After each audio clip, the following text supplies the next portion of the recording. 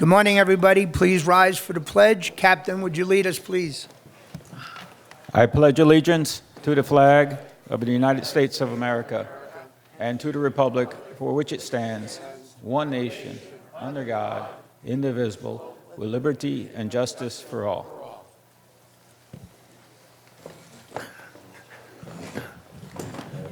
Please be reviewing your minutes as we get a report from the Sheriff's Office. So good morning. I see I'm not the only one tired of the cold weather. Nobody's here. So let me put this back in here. So I have your stats for the month, but I was asked to address trespass and how that pertains to you in your HOAs and such, and what you can expect from the Sheriff's Department when it comes to trespassing. So if your community has trespassing signs that are within the guidelines of Florida state statute, which the letters in the signs have to be a certain size and it has to have certain language and such. But let's assume that you are in compliance with those, because I'm sure Deputy Robinson helped every HOA establish that and get those in order. The question came up as one example is, well, if a unit is occupied by the owner's adult children, and the owner's not around, can I call and get a deputy to trespass those people? The answer is no. That has nothing to do with that trespass sign. So don't bother calling your president or your vice president for such an example. However, if you do have a person who does not live on the property and they're sleeping in front of the staircase, for example, well, that's a prime example of what a trespass is intended for. The OAN number gives us the authority to then properly make the notice for you, or have a representative from your organization to come out and warn them. And if they choose not to leave, we can arrest that type of situation. But you know, if it's another crime, it's another crime. The trespass is for your board members. They have the authority. You don't necessarily have that authority to call us and say, hey, these people aren't supposed to be here. So work with us to help you, and we'll be happy to make it work. And I think things are looking really good. But one of the interesting cases that we have here is, and it doesn't seem to go away, are these fraud cases. We unfortunately have a loss in the community for last month 3 different times. And every time I've been here, and I've only been your captain since September of last year, we always talk about fraud. Today, I've never seen this building so empty, so obviously the cold weather's impacted people, and or they have other things to take care of. But I think the people that regularly attend this meeting understand that your bank is not going to call you to tell you that you need to close your account and open it online, and I'm sending an Uber driver over to, you know, collect all your credit cards, and we're going to issue you new ones. Okay, you know, and that may be, that's a real example. It may not be necessarily in Century Village, but we just had a situation in Palm Beach County where a lady was scammed. She thought it was her bank. She actually put a bag of jewelry, money, and such in this Uber car. And bad guys are elsewhere, right? The Uber driver is oblivious to what's taking place. He's just been sent over to pick up a package, and he doesn't know what the package is. They make several stops along the way. It's really hard to trace and track that.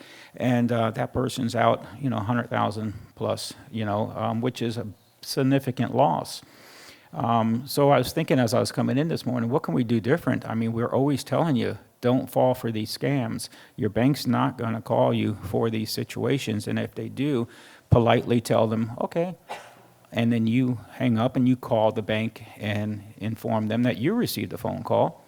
And you want to confirm that that's not fraud on the other side of the phone, or, you know, you certainly don't call back the number that called you.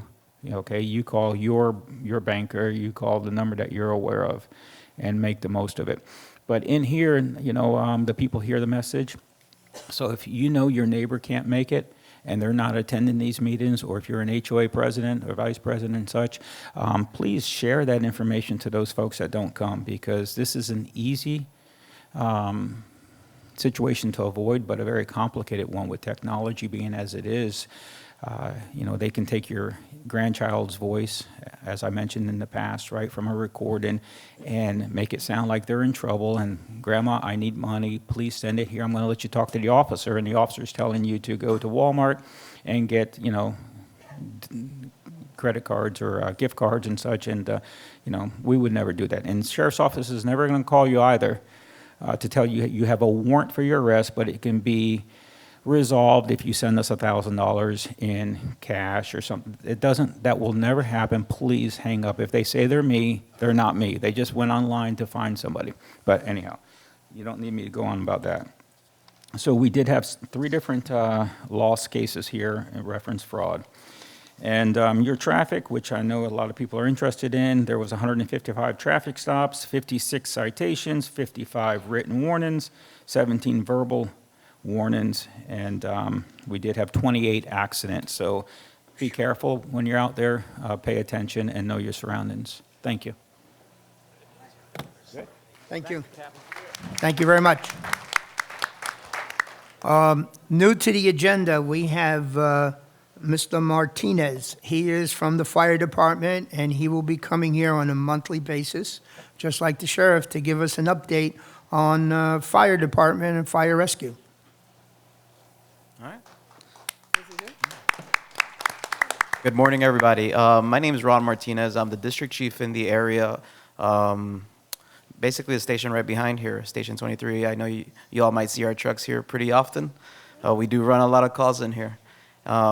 Very surprised, found out about these meetings that they were occurring yesterday, so I want to make sure I'm more involved with the community, making sure I'm more involved with you all. I'm going to be bringing statistics monthly on kind of how many calls we run here, what types of calls, whether they're medical, traumas, vehicle accidents, and, smoke detectors, smoke alarms. Just a little bit about Palm Beach County. Today, I'm just going to give you a broad overview of kind of what we do. Palm Beach County Fire Rescue does a whole lot of things. We're not just firefighters, we're paramedics. We do fire prevention, fire education. Fire education is something I would like to bring here once I speak to the board. And I'll have my team come out here and do, hands-on CPR with you all, stop the bleed, educational courses to help you all out. But again, we cover areas all throughout Palm Beach County, or anywhere from Boca Raton all the way up to Jupiter. We're all the way out west to the Glades and out east to the beach. So we're pretty big. We cover 1,800 square land miles. We have 55 ALS engines in the department. ALS engines are basically the fire trucks, the ones that put out the fires. They're the big, cool trucks. We have 56 ALS rescues. Those are the ones you see here a lot. They're kind of our ambulances. And the reason we don't call them ambulances is because they're ready to fight fire if they need be. They're able to hook up to a hydrant if necessary, and they carry air packs with them to go into a fire. So they're not called ambulances specifically for that purposes, but they're all trained paramedics on the truck. Usually you'll have at a minimum 2 paramedics on every truck. More than likely it's going to be 3 of them. Department average, you'll have 1 of them. So, state norm is about 1. We usually carry 2 to 3. That's what our rescues do. We also have 19 brush trucks throughout the department. Obviously, brush trucks fight wildland firefighting. Not a lot to worry about in this area, maybe, but you go a little further north or you go out west, and we deal with brush fires a lot. We actually have a burn ban right now, basically because of the weather, because of the dryness and the lack of rain, even though yesterday it rained a little bit. As of right now, there is a burn ban for any recreational burning. So that's kind of what our brush trucks do. We also have 4 jet skis in the department, kind of for water rescue activity, as well as our special ops units. We have 2 special ops units, one off Southern Boulevard and one off Jupiter Indian Town Road. What special ops does is basically they're our heroes. When we are in trouble, we call them, they deal with confined space, elevated rescue, hazardous materials, and vehicle machinery, heavy vehicle extrication. All our units are able to extricate a vehicle, basically means jaws of life, cutting cars open, getting people out. But sometimes those calls can be very involved, and that's when we call them. But just kind of wanted to give you a brief overview of what Palm Beach County Fire Rescue is. We have a lot of stations throughout the department. Looking for you all. We have one minute out, and it has its own gate to come in. I'm sure you guys have realized that, and that's incredible for response times, because time is of the essence in a true emergency. That's all I got fire rescue related. If anybody has any questions, moving forward, I'll bring some stats of what kind of calls we run and some other goodies and information. Mr. Martinez, Absolutely. it's Patricia on the stage here. I have a question, if possible. Okay. What is the code for the amount of people you can have in one unit visiting at one time? Is there a code? There's a code depending on the size of the structure, the classification of the structure. Like this structure will be an assembly, and then it'll be based off the size. So every building is going to be different. Every single enclosure is going to be different. Every gym is going to be different. It all depends on size. Means of egress, exit signs, which you guys look like you're up to code here, and your sprinklers, your building should be sprinkled. So it all depends on that. The type of construction, the age of the construction, the means of egress. Means of egress is very important, right? We don't want, if there was a fire up here, we want you guys to have access to get out that way. But if there's a fire back there, you got to have access this way. So it's very a little complicated. There's no easy response. I wish I could tell you 1,000 people, but it all depends on the size of the structure, load capacity, fire capacity, how much water can come out of these sprinklers in case there was a fire. We don't have sprinklers in the units. Not in the units, but you have it in the building, though, right? Yes. Yes. Yeah. No, units, residential structures, older residential structures usually don't have units. You guys should have extinguishers outside of your building We do. on display, and our teams will come by. If you ever see our teams walking by, they're doing pre-incident planning. They're not really doing an inspection where they're going to tell you that we have inspectors to do that. But when you see a group of guys and gals, maybe 5 or 6, coming around, walking around, they're doing pre-fire plan surveys. They're checking the hydrants, making sure the hydrants are working, make sure they're flowing.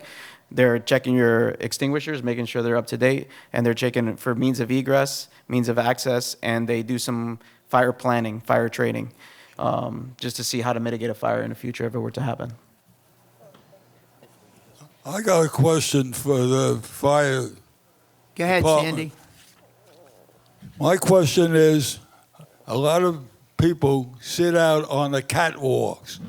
They leave their chairs on the catwalks. What's the ruling for the fire department with having that on the catwalks? Yes, I never got asked this question. Pretty interesting question. That would be a fire inspector question, and a question I could get you the answer to. It depends the size of the catwalk. Are they able to get around the catwalk? Is it obstructing the whole catwalk? But that'd be a fire prevention question. Again, when I get you with our community risk reduction team, which will do a lot of educating, along with CPR for stop the bleed and just basic education, we could maybe answer some of those questions. Thank you very much. Absolutely.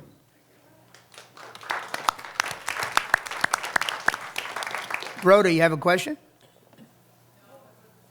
Yeah, Olga. Can't hear you, Olga.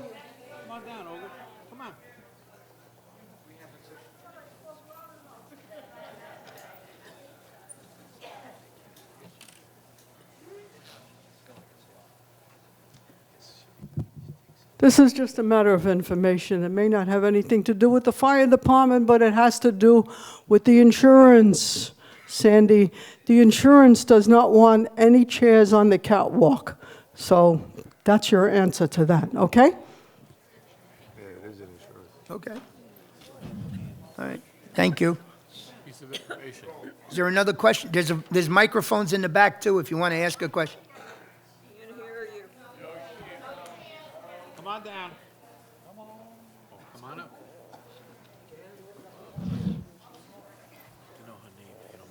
This is, Could you tell us your name and where you're from, please? sure, Kathy Breen from Wellington A. I just wanted to know, if we had an AED machine, would you support training for us?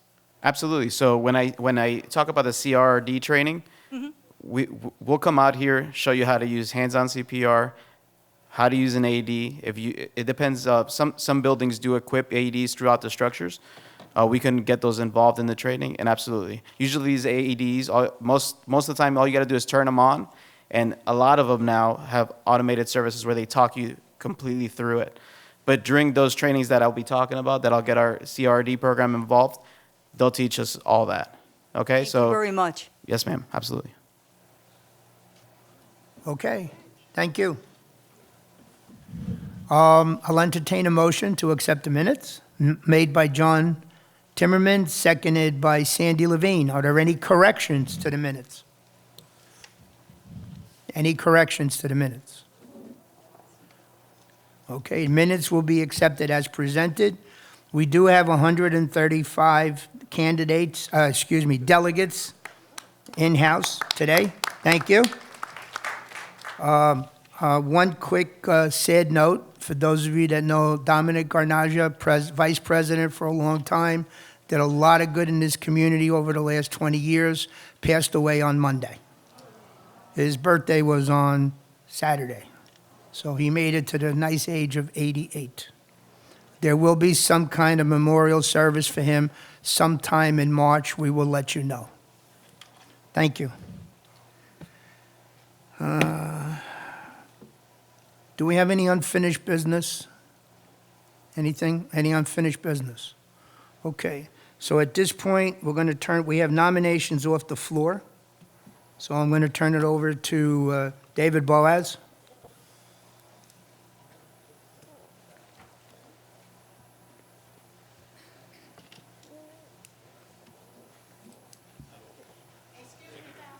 Yes, ma'am.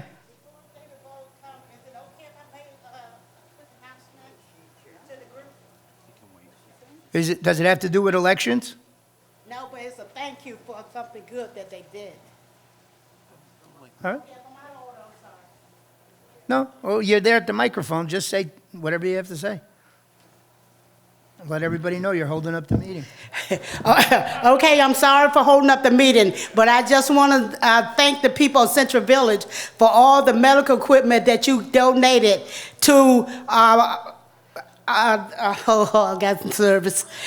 Kelly can help. Thank you. You guys did a great job. This is the third time that you gave away medical equipment. And a lot of people is being blessed because you blessed them.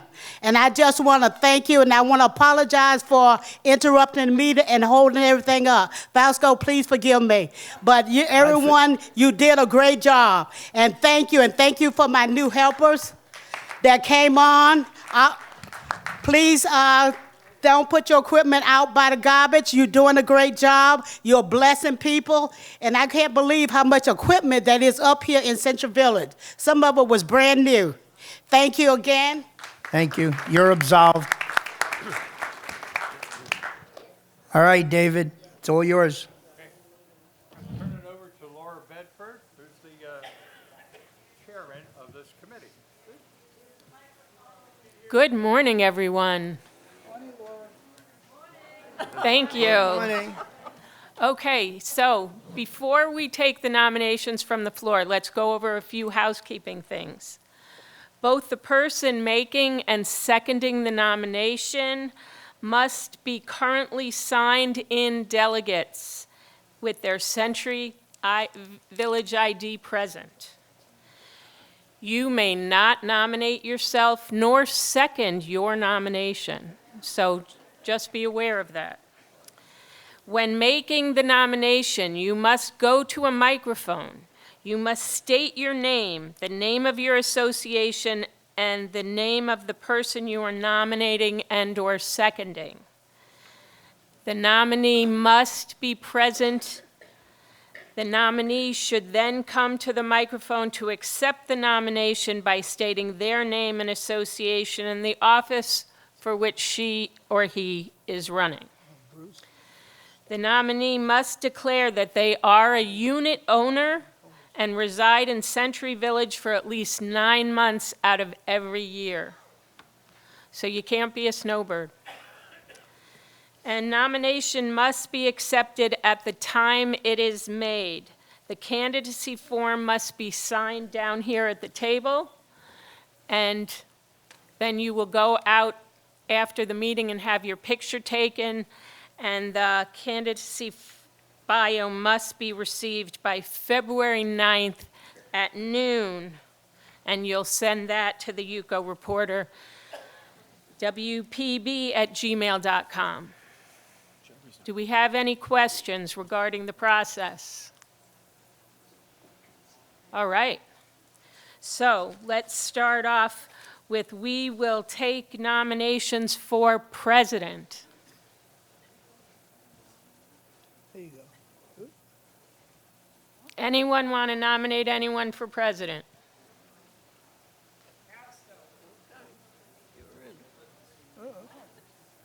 Okay. Told you they were brewing.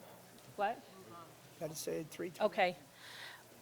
We have 2 positions of vice president open. Do we have any nominations for vice president?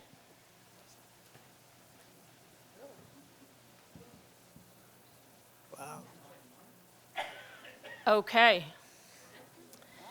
We have 1 position of treasurer open. Do we have any nominations for treasurer?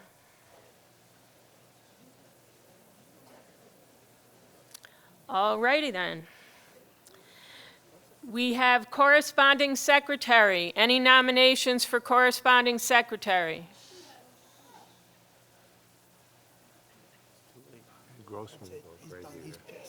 They didn't nominate him. All righty. Recording secretary. Do we have nominations for recording secretary? Building department just came in.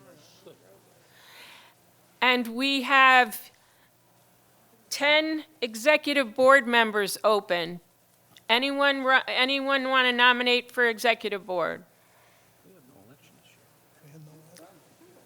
Okay then. Thank you so much. We're closing the nominations. There will be no more nominations.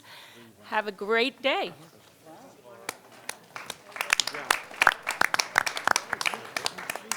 Nuts. Nuts. Yeah. Well, on behalf of, I'm kind of like choked up, but I want to say thank you to the people that are sitting up here. That wonderful job that they've been doing, and how much they care about Century Village and you, the residents of Century Village. And to all the volunteers that come into the office, whether they're feeling good, bad, or indifferent, to make things happen. In the month of January, we did 583 updates, barcodes, and gate passes, done basically by 3 or 4 volunteers led by John Timmerman. And they deserve a big round of applause. I know that some of them are in here. You have 5 volunteers that answer the phone. There's a new volunteer every day that's there. And if you can devote any time, please come into the office. We'll be happy to train you how to do something to be helpful to the residents of Century Village. Thank you. A couple of announcements. I'm sure you'll see in the package. There's a flyer. There's a pill drop next month. So if you have any unwanted medications, don't put them in the garbage. Don't put them down the toilet. Bring them here. And hopefully, we will exceed the 400 pounds that we did last year in one sitting. Also, people have been asking for a shredding event. The shredding event, unfortunately, will be on Friday, April 3rd. We know it's the beginning of Passover, but that's the date that we were given. So if you have, from now until then, if you have things that need to be shredded, it will be shredded on property here, just like it's been in the past. And before the truck leaves, we get a certificate that everything has been destroyed.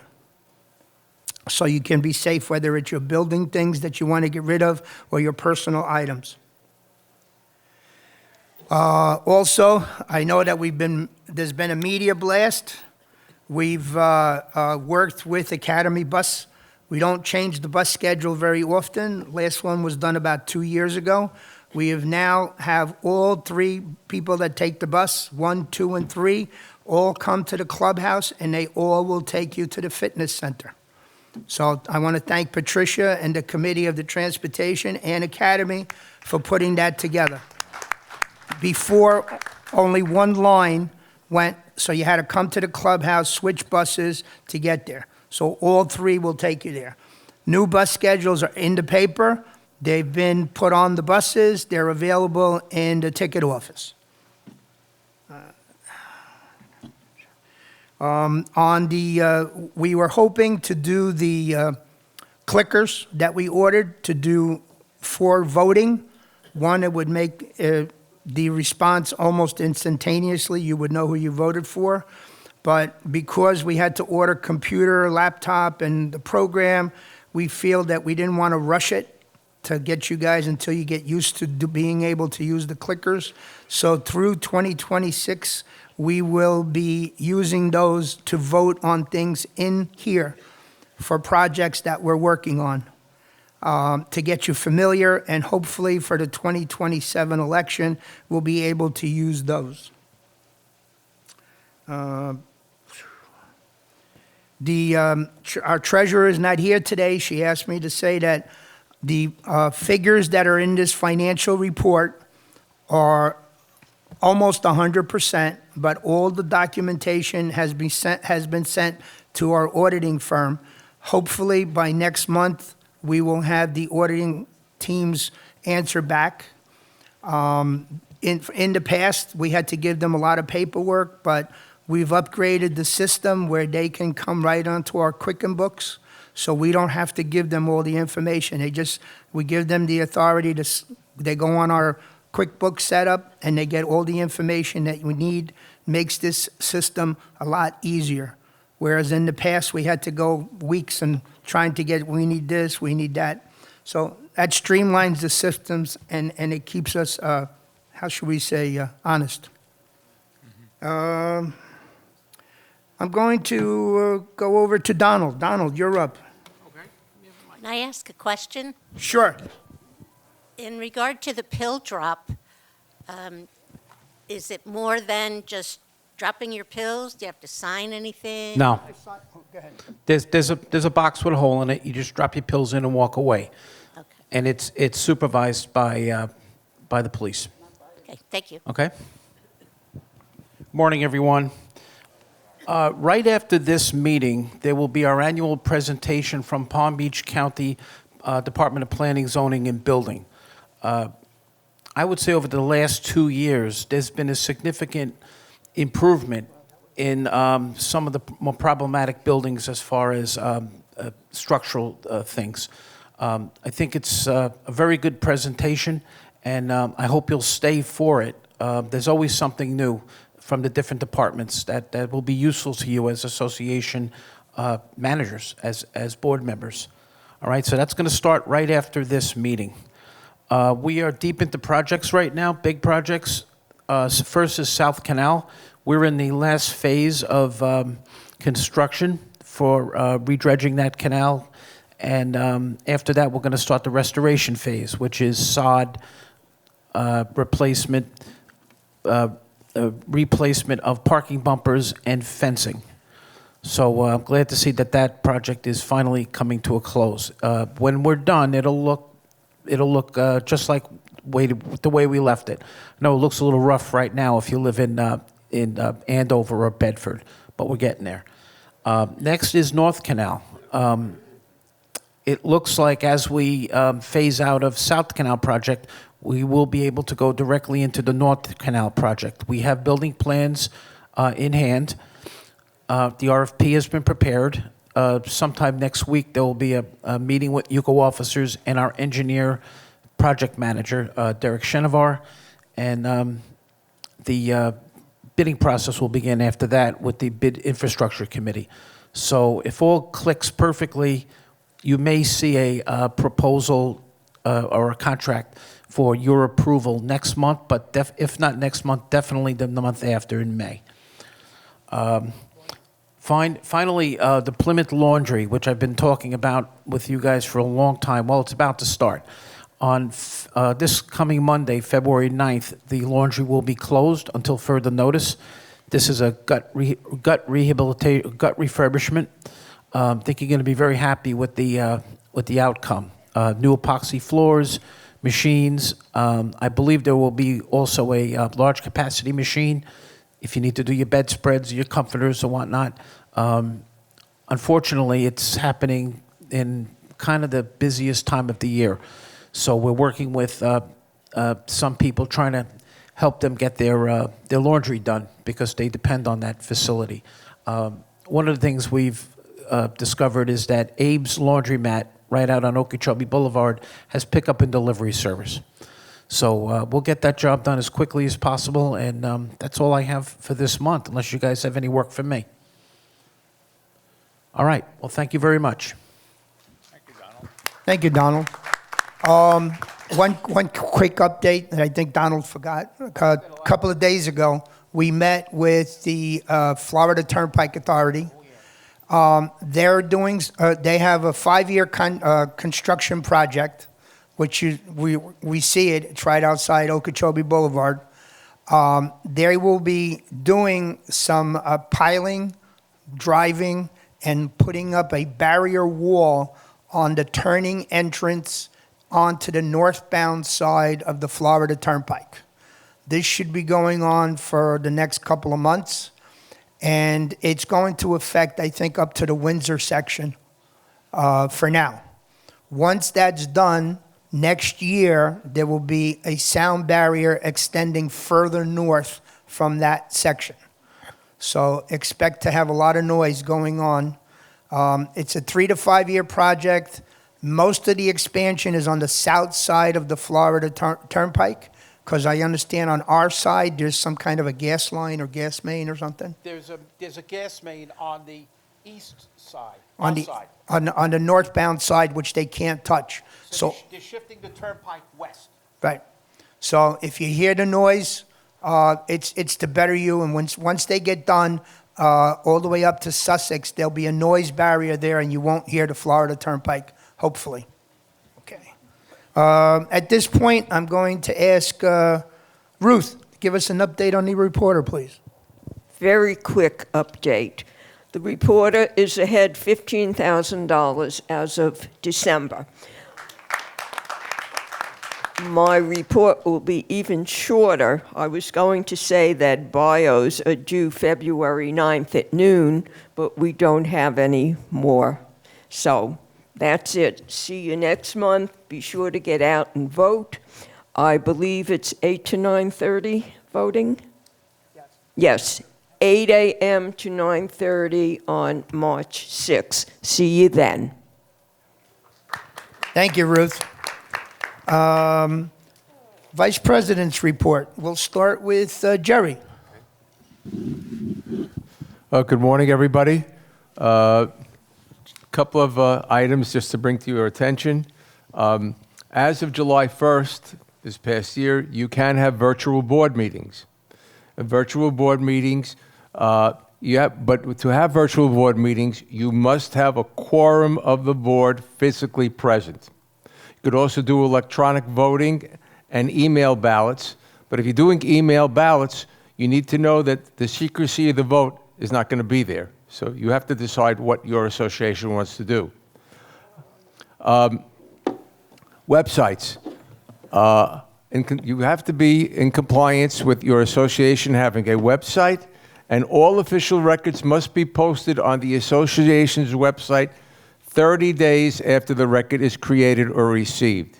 I know there are people and organizations that are doing websites for associations. Again, try to be in compliance and get your website up and running so that people in your association will have complete transparency as to what is going on. Once again, I get a question about fining. If somebody leaves laundry out on a chair, can they be fined? And the answer is there is a procedure for fining, and I would strongly recommend if you're going to fine somebody, speak to your attorney and have your attorney tell you the steps to go through if you want to start a fining process. Somebody came into the office the other day and asked, I have an investigation report. Do I have to give it back to the broker? And the answer is no, you do not give investigation reports back to the broker. The association keeps that as part of their records. And they determine from that investigation whether or not the buyer will be accepted or not. We do not make that determination. We do not recommend to the association or board accept this person or not. That is totally up to the board. I got a call the other day about, does UCO have board records or documents? And I said there are 309 associations, 309 mini governments.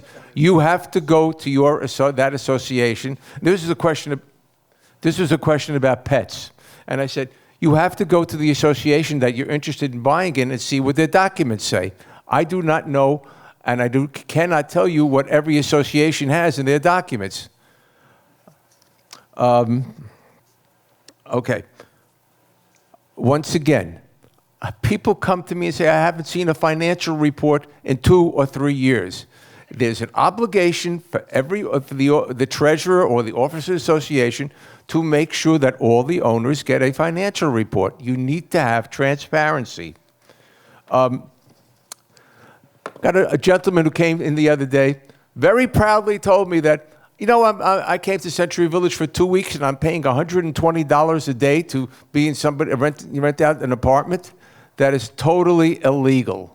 You cannot have short-term rentals in a condominium. As a matter of fact, a number of laws will be broken by doing that. But the person was so proud that he got a bargain that we have a bed and breakfast here. No, we do not have a bed and breakfast here. This is a condominium association. Now, the board, and I just want to read you here. 718 subsection provides that as so long as the statutory due process mechanism are followed, a condominium association may fine an owner for violation of the condominium documents or suspend the unit's common element amenity use rights for a reasonable period of time. Again, we are not a bed and breakfast here. We do not rent out apartments on a daily basis. And if you see something like that going on, I really think you should report it and let people know that it is totally illegal and not right. Two final things. One of the things that was reflected from Tallahassee is a reserve study. And I urge all the associations to have a reserve study done to prepare themselves for maintenance and replacement. Some associations have no reserves at all. An elevator breaks, you need a roof. Then you're looking at quite a bit of money and quite a bit of an assessment to your owners. Now is the time to plan. Especially if you have a 3 or 4 story building, you must have a structural reserve study. So I would please try to make sure that that's done. And there's just one final thing, and that's occupancy and rental forms and current ID. And I just would like Fausto to review the process, the 30-day process to get this done. Sure. So if you have someone that is not on a lease or is not on the deed that requires an ID, the unit owner must come into the office, or you can go on our website, unitedcivic.org, and download, there's a form, request for occupancy. The owner must sign it, bring it to the board. 2 board members sign it, put their seal in with a start date and an end date. Can't go more than 12 months. Come into the office, we'll type it up for you. Comes back to the board, 2 board members sign it, put a seal on it, and give it to the occupant, and they go to WPRF and they get an ID. And we put our seal and the board seal, and then you can go to WPRF and get an ID. If you have a renter, the renter should be coming to you not the day before his ID is expired or that his ID was confiscated, at least 30 days before, with a new lease to the board. The board reviews it, comes into the office. Again, we will type up a certificate for you. We'll put our seal. You put your seal, 2 signatures, give it to the renter, and the renter goes and gets an ID. Now, in some cases, WPRF has been very helpful because either board members are not available or the unit owner is not available for a lease. If you have someone in your building that's in that dilemma, they can go to the ID office and WPRF will give them a 14-day extension. It's a has a blue stripe in front of it, and that allows them access to the village and to come to all the facilities. But that means that you and the individual must have 2 weeks to straighten it out. Doesn't last forever, okay? Now, I know that some board members feel that this is additional work, but in all actuality, it's to make sure that whoever's living in your building, you are aware that they're in your building. The one authority that you have as officers is who resides in your building. Any other questions pertaining to how that system works? Yes, sir, go on the question in the back. Veronica Brooks, Southampton C. I can't hear you. Again? Veronica Brooks, Southampton C. I was thinking about the background check for these people. Okay. Okay. Do we have to do it or not? Yes, yeah, if it has not been done, it's your responsibility. As far as I'm aware, everybody's bylaw says anybody that resides in your building must be investigated if they're there more than 30 days in a calendar year. Yes, sir. Fausto, John Foy, Hastings E. We, and I'm sure other associations, really are in a bind at the moment. Board members physically present in our building is, we're going most of the year, 9 months of it at least, and we're lucky to have one board member physically present. Our association, like all the other associations, we are autonomous. We are responsible for, within our association, Hastings E, we are responsible for who lives in our building, what we do in our building.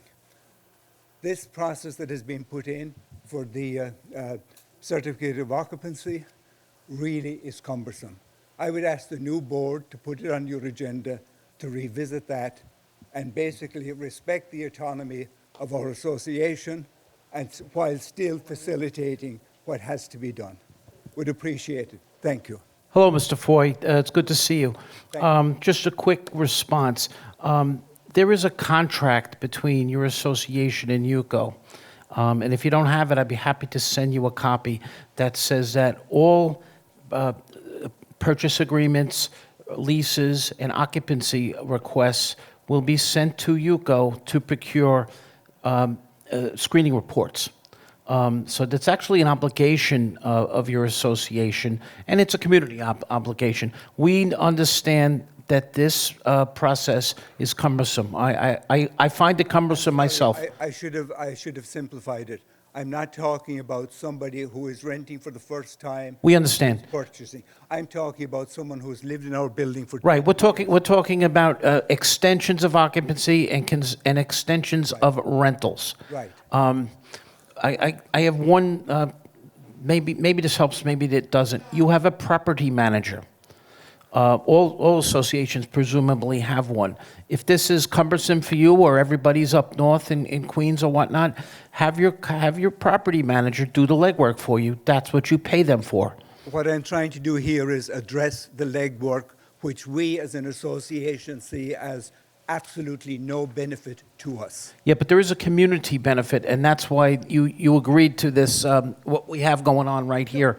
There's a community, basically, we are autonomous. Who lives in our building is our responsibility. Yes, and your level of autonomy is moderated by the contracts that you are indentured to. Absolutely. But I would advise you lean on, because this is a very common problem.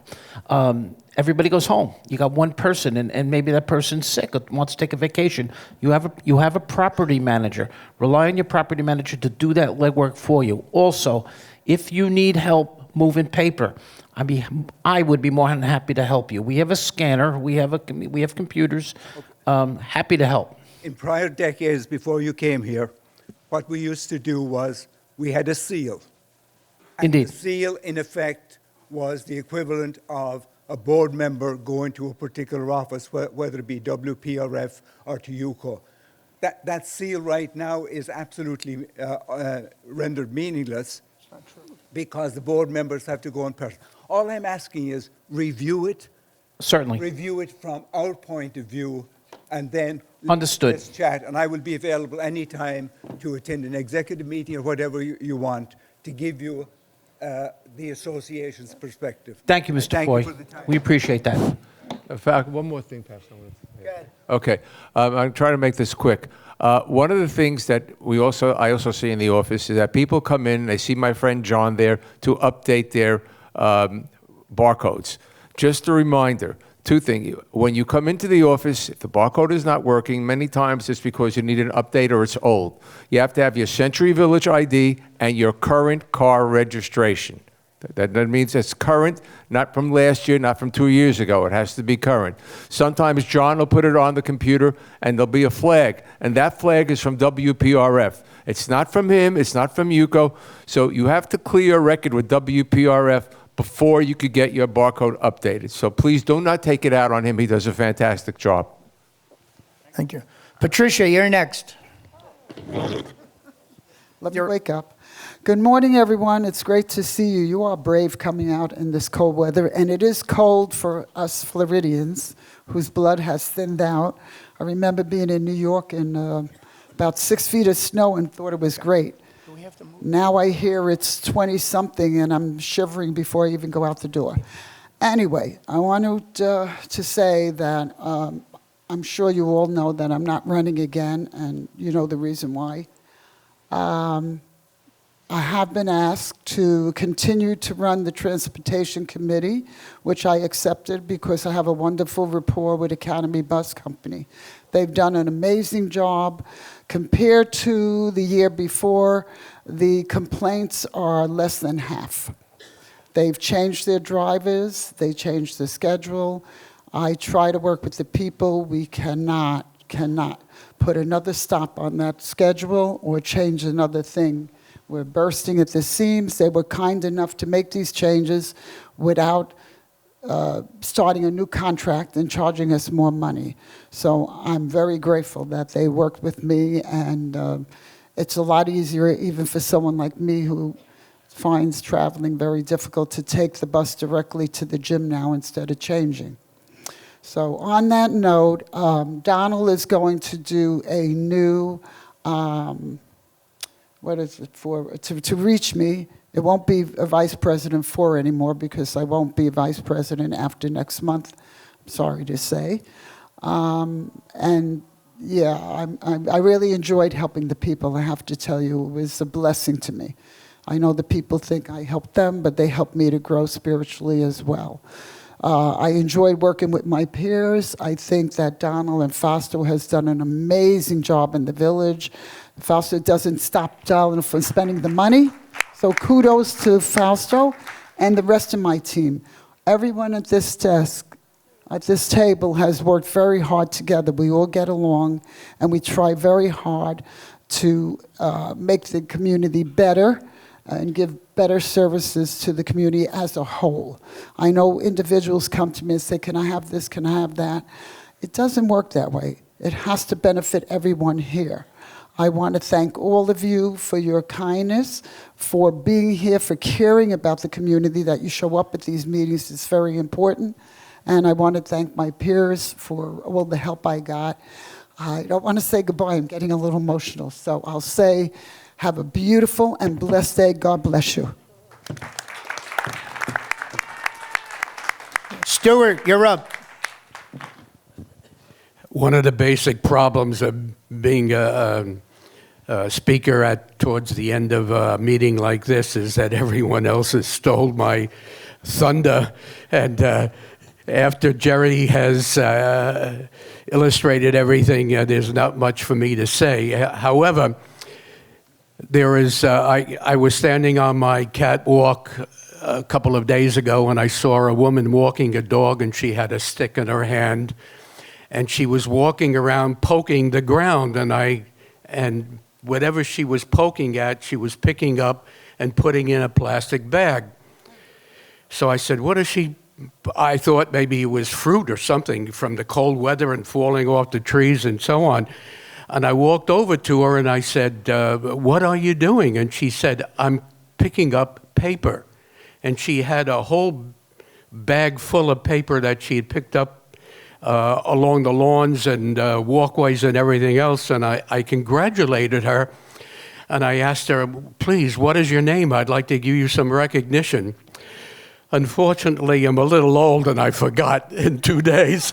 So the next time I see her, I'm going to ask her name and write it down like I tell people to do, and I don't take my own advice. Anyway, just stay warm and watch out for all the crazy drivers that are on the roads here and out, especially outside. The traffic is horrendous, so please be very, very careful. That's it. Thank you, Stuart. Bruce, you're up. Thank you, Stuart, and also Jerry, for filling you in on a lot of important information. A couple of things that I need for us to act. First of all, if you are the member of your condo board, you must get certification.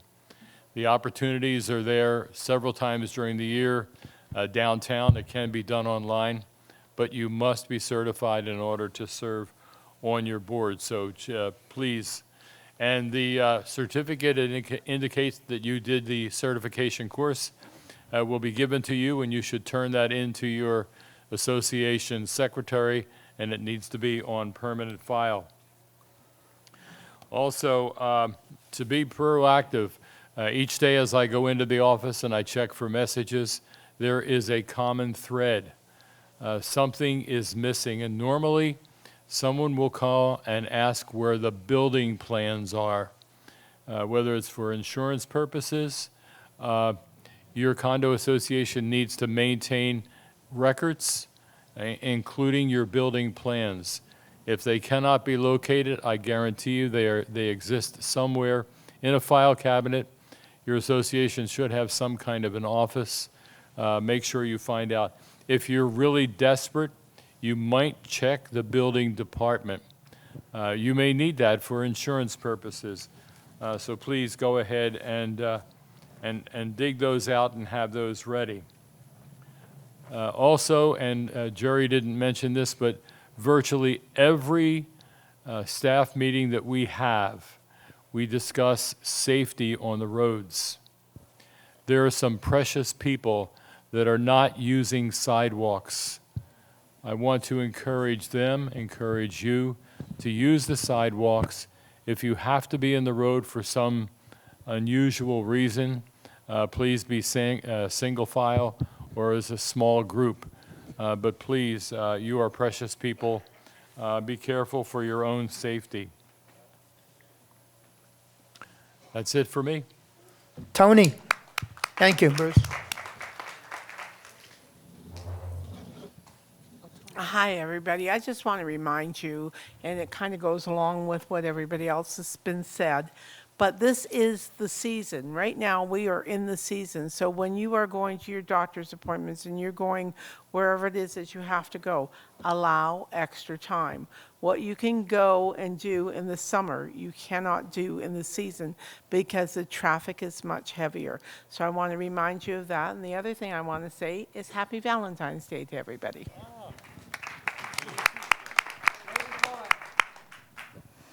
Good morning. Thank you for a wonderful turnout. Thanks from me to the nominations committee, to the sign-in people out front,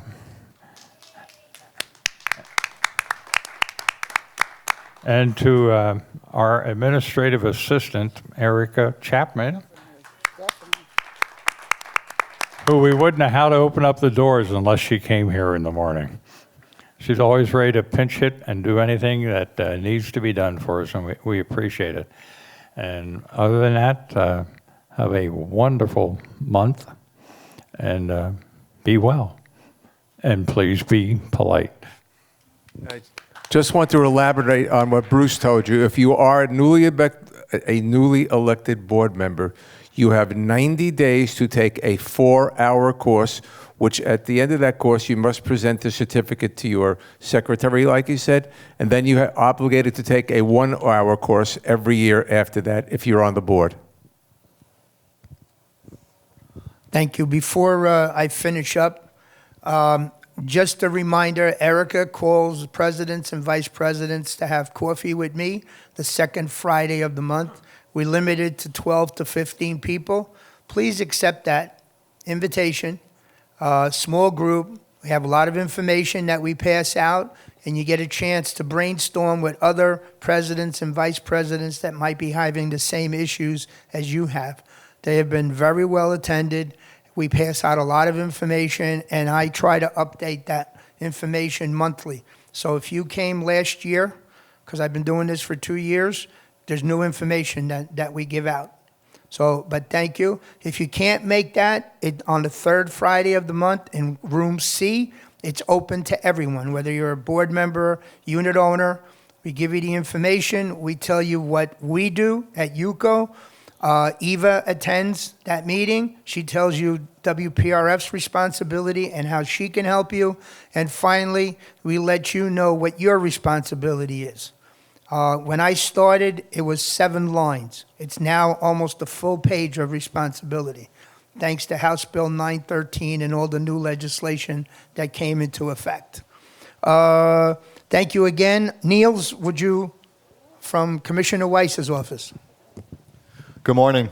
Good morning, Neil. So, wanted to make thanks, Donald, for the plug. So, our friends from Planning, Zoning, and Building are here for their annual information session. You all know how bad things can go when there's unpermitted construction and there's shoddy workmanship. So today is really, I urge you to stick around. This is your opportunity to ask questions to the people who issue the permits, the people who review the building plans, the people you call when there is unpermitted construction, and the people who go after the contractors who perform unlicensed work. So this is really an important meeting. Stick around. I'll stick around as well if you have any questions about other county business. But that's all I got. Thank you. Question for Neil? Yes, we have a question. Yes, it's Kathy from Southampton A. Yes. I'm a delegate and a secretary. And I was wondering if you were aware that the left turn arrow into Century Village on Haverhill is not long enough. The traffic gets backed up to Okeechobee. 7 seconds. That's great information. I was aware, Fausto let me know that people are making illegal U-turns there, but it's good to know that, and we have been tweaking the timing of the lights, because also with everything going on at the Eidsheim across the street. But thank you for letting me know. I'll certainly take that up with traffic, and we'll look into that. Yes, go ahead. Barbara Alpert, Kingswood F. I'd like to take this opportunity to thank Niels and Commissioner Weiss's office for helping us out with a difficult situation. Our building backs onto the golf course property, and you know there's only 10 feet separating us from the fence. There was a grove of trees the overhang was impacting our building very badly, including ripping up one of our unit owners' screens. We had tried for over a year to get an answer as to what's going to happen to the trees. UCO couldn't find out for us. Seacrest couldn't find out for us. And our treasurer suggested we call Commissioner Weiss's office. I spoke with Nils. He listened to our story and said he could get us the information. Within 2 days, he got back to me and said he had found the information out that the contractor would be taking down the invasive species in those trees and would do it within the week. That was on a Friday. Saturday morning, a construction truck was there, and by 1 o'clock, they had removed all the trees. We were going to, because we couldn't get an answer, we were going to spend $2,200 to have the overhang trimmed.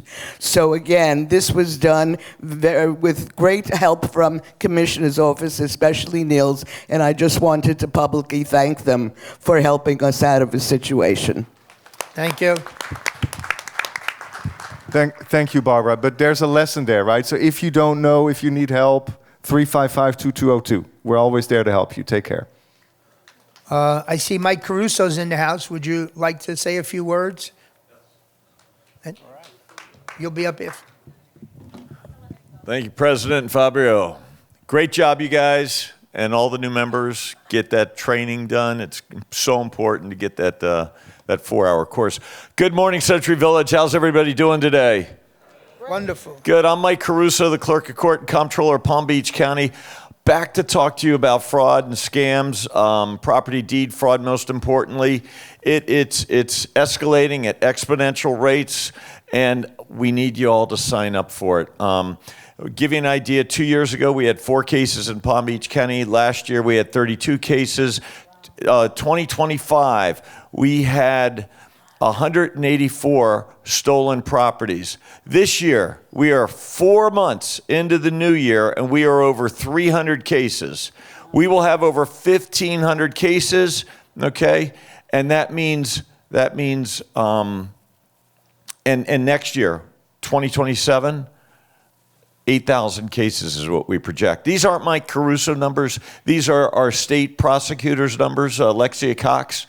Okay, and I'm working with her and the Palm Beach Sheriff's Office in a thing of a trifecta of education. That's my job. Okay, arrest, which is the Sheriff's Office, and prosecution, which is Alexia Cox's. And we're going to try to shut this down. But in education and prevention, which is my job, we need you to sign up. And my team is here today. I've got Colleen and Elder here, and they're going to be out front, if it's okay with you, Mr. President, and signing you up, okay, and getting you signed up and educating you on this, so that what happens is we know everything about you. We know your name, we know your address, we know it all. You don't have to give it to us. It's free, okay? And all we need is an email address to attach to the property. And it could be your email address. It could be your son's email address, who's always on email. It could be your attorney or CPA, or your sister, who always sits on email all the time. Okay? It could be all 5 of them. Okay? You could put all 5 email addresses on there. But we want to get you notified. What we do is, if somebody tries to steal your deed, we notify you by email immediately at no cost. And then we give you instructions on what to do to stop it, to get your place back. Okay? Give you an idea how bad it is. When they steal your title, within 1 week, they are getting a mortgage on your property. Okay? They're borrowing against your property. Say your property is worth $400,000. They're going to go out and borrow a quick $75,000 on it, like that. Okay? And then within a month, they've sold your property to somebody else. Now, they didn't get association approval, but they transferred the title to somebody else, an innocent third party, okay? That party shows up at your door and says, "Who are you?" And you go, "I own this property. I've lived here 40 years. And they said, no, I just bought it. And then they call the sheriff, and you get evicted. Wow. You get taken out of the house because they got a closing document right there, okay? And you say, "Yeah, but." Let's not be that, okay? My phone number is 561, and they'll give it to you outside. It's 561-702-9319. If you go home, if you don't sign up today, and you go home and say, "I'll do it myself," and then you have trouble with it, and it's a Sunday night, and it's 10 o'clock, and you are stuck on that computer trying to sign up, I want you to text me. Okay, I want you to text me, and we're going to have a team Monday morning calling you up, okay, and helping you through it on the phone. Or we'll come over here and we'll do it for you, okay? I'd rather get that phone call than the one a month from now saying, "Clerk Caruso, somebody stole my property, and I'm sitting in a hotel right now, and you're in tears, and your whole life's ruined." Okay? So please, let's sign up. Let's get it done. Call me if you have a problem. And Colleen and the Elder will be outside. Thank you, Mr. President. Thank you, Board. I appreciate the time. God bless y'all. Thank you. Ann Gannon's office wants to say a few words. Our taxes are definitely going down. Right? No? Is that my Amy? Our office doesn't control the taxes. All we do is collect them. So, my name is Amy Ebersbach. I am from Constitutional Tax Collector Ann Gannon's office. Thank you so much for allowing me to be here today. Just really quick, I want to let you know we have our 2026 Tax Planner and Services Guide. I know everyone eagerly awaits their own copy of them. I have plenty here today. If anyone would like one, just come see me after the meeting. I'll go hang out in the lobby for a couple minutes.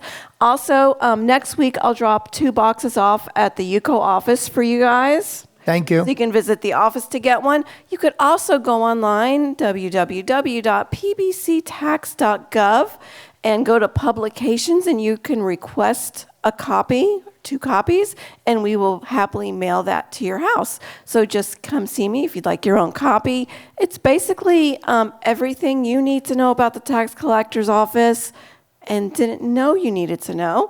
And also, we include a handy calendar in the back that you can use for yourself with all of our important tax payment deadlines. So thank you so much, and everyone have a great weekend. Thank you. Okay. Do we have any old business that I forgot? Is there anything else that I? Yes, ma'am, all the way in the back. Kathy again. Fausto, can you tell me who I contact to get an American flag for free? I'm sorry? You want an American flag for free? Yes, somebody here once upon a time said just contact them and they'll deliver. I'll tell you what, if you come into my office this afternoon after 12 o'clock, I'll be happy to give you one. Thank you so much. I have one that was donated to me by Brian Mast's office that flew over the Capitol Wonderful. building. Wonderful, thank you. I'll be glad to give it to you.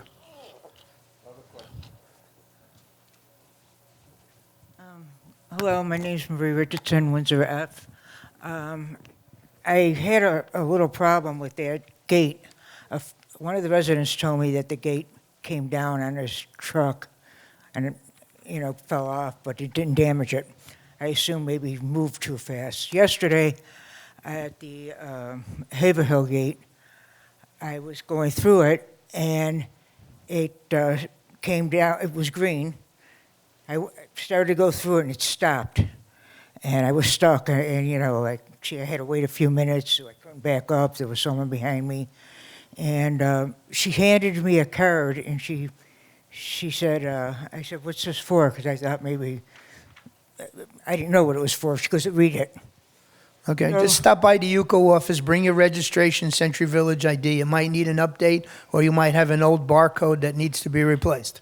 Are they charging for that? If it's old and needs to be replaced, yes, it's $10 in cash. And if it was last year?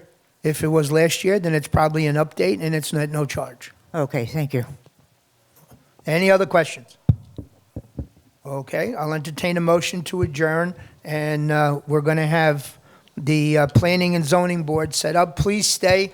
There's a lot of information that's handed out that you all have, and I'm sure they'll be happy to answer it for you. Thank you, everybody. Happy Valentine's Day. I'm going to stay a little bit, yes. Amy.